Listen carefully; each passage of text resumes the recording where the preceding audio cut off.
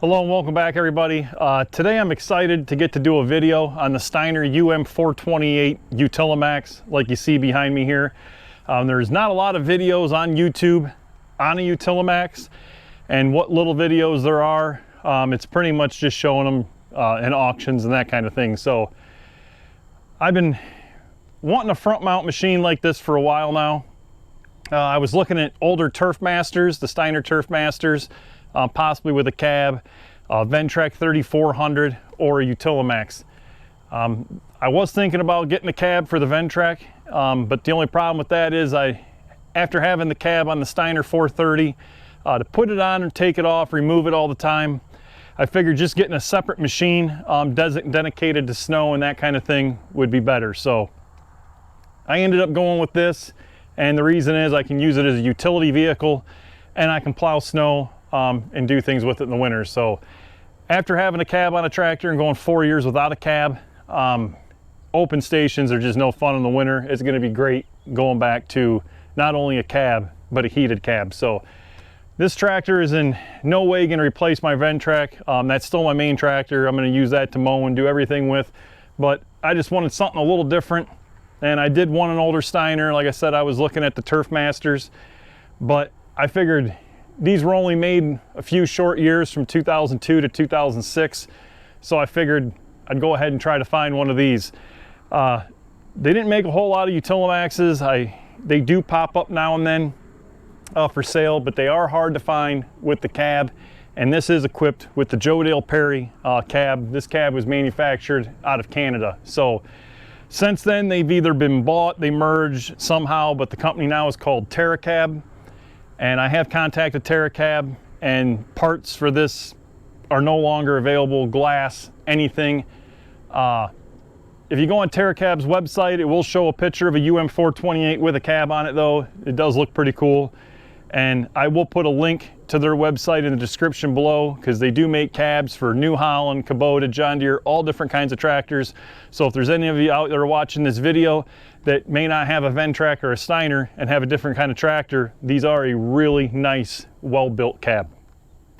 So talking a little bit about the Ventrac 3400, it was a front mount machine similar to this, a little smaller. The 3400 was a really good success for Ventrac. They sold lots of them units. Unfortunately for Steiner, the UM428 just was not a success. I believe when Jacobson came into the Steiner thing, they just phased it out, probably due to sales. And there's reasons why I think the Utilimax just didn't make it back then. And I'm gonna do a whole nother video on that, why this wasn't a success over the Ventrac, but I'm gonna do that video separate, like I said, because I just wanted to sort of show everybody in detail one of these, walk around it and talk about it a little bit. So, like I said, I've been looking for one of these for a while now, for a few years. I've called and contacted dealers all the way from Florida, all the way to Oregon. I was even reaching out into Canada, trying to see if I could find one with a cab to have it shipped. I found a lot of tractors with cabs at auctions, but either the tractor wasn't what I wanted, or the cab was so roach with broken glass and that kind of stuff that it wasn't even worth buying. So when I found this, I decided to go ahead and get it. It was a 14-hour round trip, but I think at the end it's worth it. Big shout out to Roger Bates Garage in Illinois. Roger's been a Ventrac dealer now for I think like 30 years or just over 30 years. I was going back through the dealers, calling, checking in. Like I said, I've found a lot of Utilimaxes for sale through word of mouth and contacting dealers, but I'd only found 2 with cabs that were in good condition, and neither owner wanted to sell them. They absolutely loved them. So I contacted Roger, asked him if he had gotten any Utilimaxes in or knew where there was any, and he said he didn't have any, but he knew a customer that had one and he was going to sell it. So he put me through to him. Like I said, Roger's a great guy, really good to deal with. Enjoyed talking with him, and he put me to this. So when I bought this tractor, a little story about this, it was originally sold in Marathon, Wisconsin. It went to Ramsey, Minnesota. I believe that's where the cab was added when it went out to Minnesota, and a homeowner had this and they used it for clearing snow. Went back to Illinois. The guy that I purchased it from When he bought it, he took it to a dealer. They put a Ventrac ignition switch in it because the ignition switch was bad, which works out good for me because now the same key works in the Ventrac and this. He put on brand new field track tires. They still have the nubs on them. That was another option that I was going to do, and he replaced the radiator, battery, fluids, all that. So really good sound machine, and that's what I was looking for, so it was worth the drive. All right, so I'm going to take the camera and do a little walk around, but I wanted to talk about the engine here real quick. 3 engine options were available for these. They were all Briggs & Stratton Daihatsus. They were all 952cc, all 3-cylinder engines.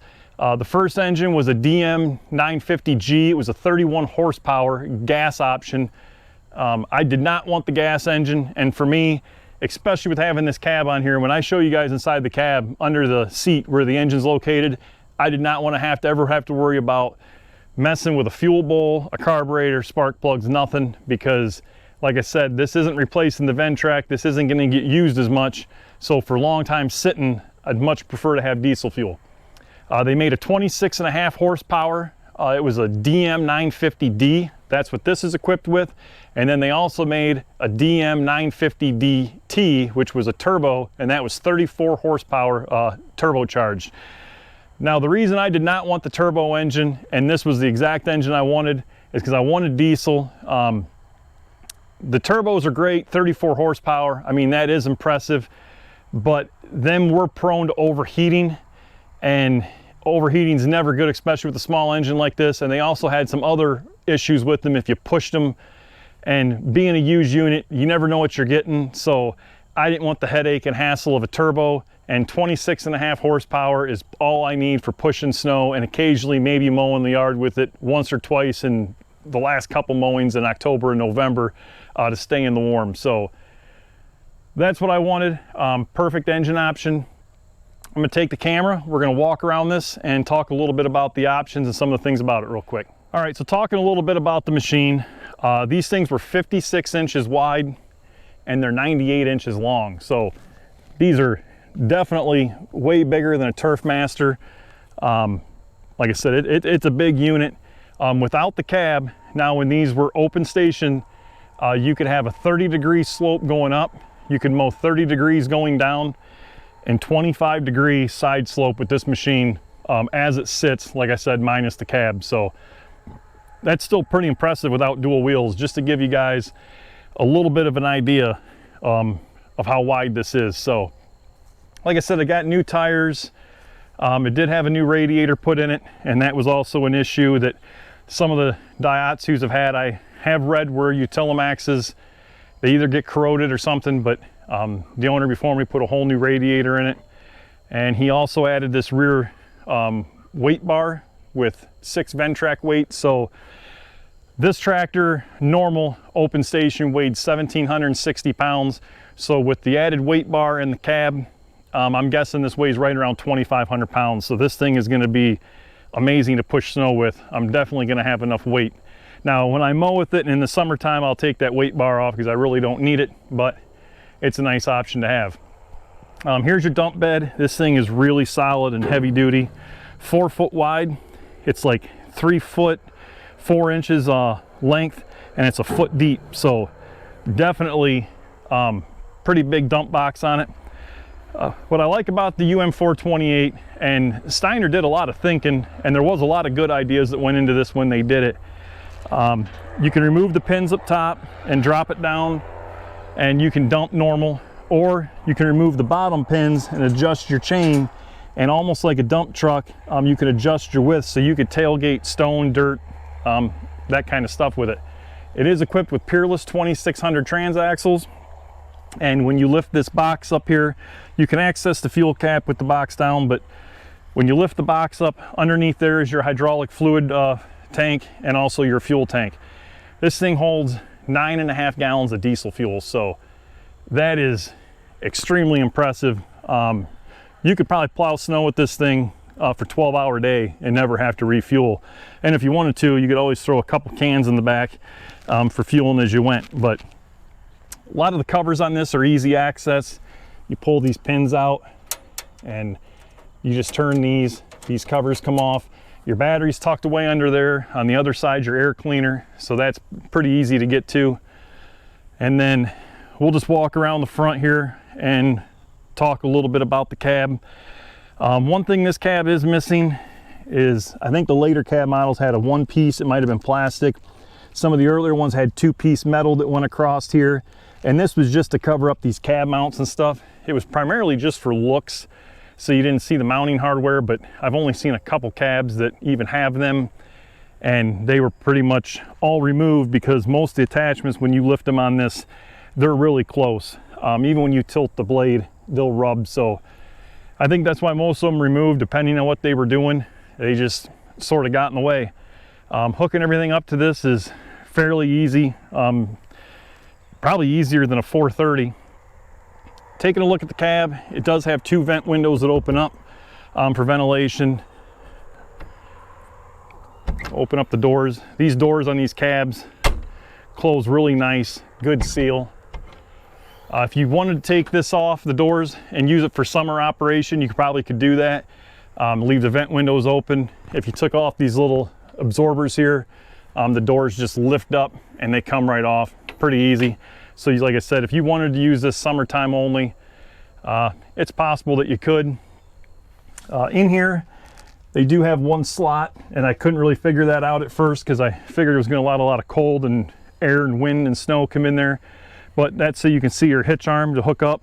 So hooking up attachments on this is really easy. You can look down and see the window, which I was afraid of that because when you're in the cab, you'll see when we take it for a drive, you really can't see the attachment arms out the front. So I'm going to take a piece of plexiglass or something and adhesive it to the bottom of this underneath. That way I have like a little clear window just to keep cold wind, that kind of stuff drafts out. Got a cup holder, really nice size toolbox in here. There's all your gauges and warning lights, throttle. Show you guys a little bit of the heater controls in the cab. Some of the headliner is falling down. That just happens over time. I got little things like that I have to fix, but it's not a big deal. And under here is your engine compartment, and this is what I was talking about. They do not give you much room to work in here, so you can access everything, your fluid. Even checking the oil can be a little bit of a pain, but that's why I said there's not a lot of room when it comes to the engine compartment getting in here. But other than that, fingers crossed I don't have any problems, and it works out fine for me. So I do have a couple really bright LED lights I'm switching them out with and doing some other things. I'm gonna hop in here, we're gonna start this thing up and take it for a little drive and let you guys see it in action.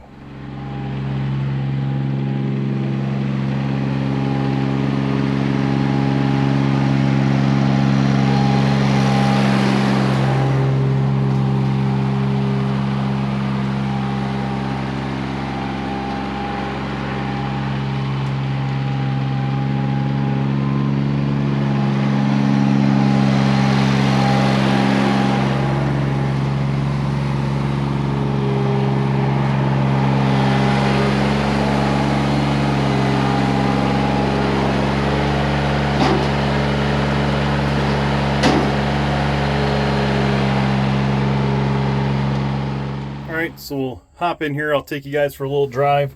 I am going to shut these side vent windows, that way you can sort of hear it when you're in here. So I'll show you a little bit around in here as well. Like I said, it's got a really large toolbox, nice cup holder, all your gauges. This is your lift, this is your auxiliary, and this is for the dump box. A number of warning lights, ignition switch, throttle, parking brake. So you pull the little steering wheel down. Like I said, it's like a little mini combine, but it's quite comfortable and fun to drive. Just wait for the glow plug light to go out. Surprisingly, it's not as loud here as what you would think.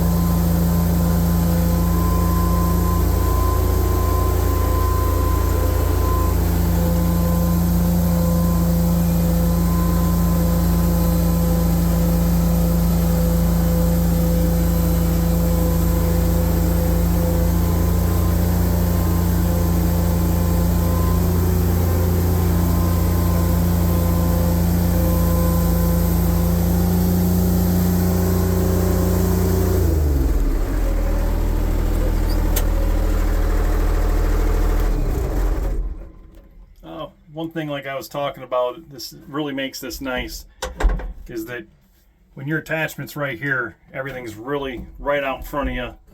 That's why I think these were really popular with municipalities and cities, because getting close to buildings and up front and doorways, approaches, very easy to see everything in front of you. So I'm pretty excited to see what winter brings with this and see how this does in the snow.